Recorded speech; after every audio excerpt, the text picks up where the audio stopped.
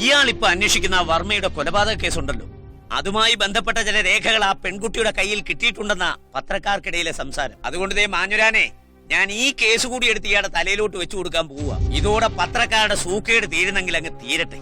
പക്ഷെ ഒരു കാര്യമുണ്ട്, ഞാൻ അവരോട് ഇനി ഒരു ചർച്ചയ്ക്കില്ല.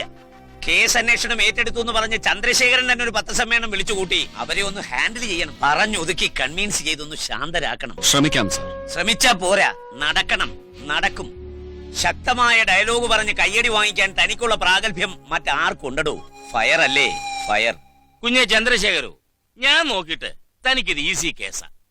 ഈ കാണാതായ പെൺകുട്ടിയും ചെറുക്കനും തമ്മിൽ ലെപ്പായിരുന്നു എന്നാണ് എനിക്ക് കിട്ടിയ റിപ്പോർട്ട്. അതുങ്ങള് വീട്ടിലറിയാതെ ഒളിച്ചോടി വല്ല ഊട്ടിയിലോ കൊടൈക്കനാലോ ഒക്കെ കറങ്ങി 2-3 ആഴ്ച കഴിയുമ്പോൾ താനെ ഇങ്ങ് തിരിച്ചു വരും. സാറ് പറയുന്നത് പോലെ ഒരു പെൺകുട്ടി അല്ല സുഹറ അഹമ്മദ്. സാറും CM ഒക്കെ സുഹറയുടെ വാപ്പയറി. അഹമ്മദ് സാഹിബ്, വിവേകം അഹമ്മദ് സാഹിബ്. ആ, കഷ്ടിച്ചൊരു പരിചയം ഉണ്ടായിരുന്നു അയാൾ ആ വിവേകം പത്രം നടത്തിയിരുന്ന കാലത്ത്. അല്ല, അങ്ങനെ കഷ്ടിച്ചുള്ള ഒരു പരിചയമായിരുന്നില്ല നിങ്ങൾ തമ്മിൽ ഉണ്ടായിരുന്നത്. പുത്തൻ ആശയങ്ങളും പുത്തൻ സ്വപ്നങ്ങളും പുത്തൻ മൂല്യങ്ങളും പ്രവർത്തകർക്ക് പകർന്നുകൊടുത്ത് പാർട്ടിക്കുള്ളിൽ പ്രശസ്തിയും പദവിയും അങ്ങ് പിടിച്ചെടുത്ത കാലം.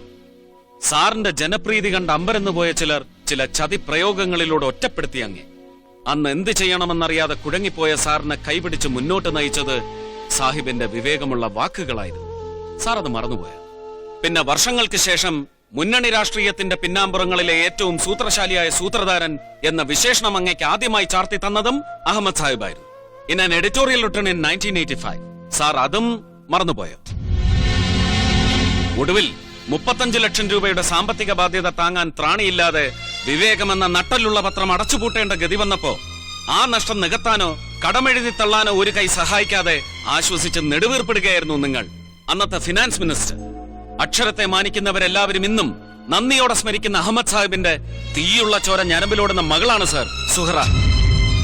ഊട്ടിയിലോ കൊടൈക്കനാലിലോ ഇപ്പൊ കാമുകനുമൊത്ത് രഹസ്യമായി മധുവിധു ആഘോഷിക്കുന്നുവെന്ന് നിങ്ങൾ പറയുന്ന സുഹറ അഹമ്മദ്.